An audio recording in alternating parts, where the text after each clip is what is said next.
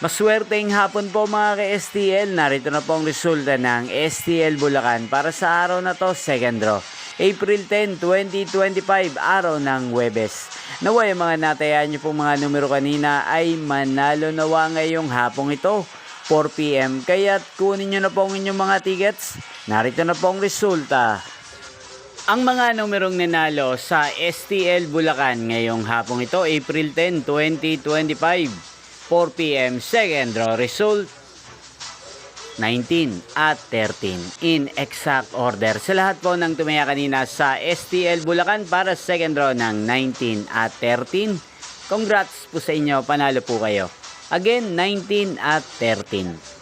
At ngayong hapong ito sa STL Bulacan, atin pong i-shoutout si Kuya Pete ng Bulacan na lagi din pong nanonood sa channel na to. Shoutout po sa inyo Kuya Pete.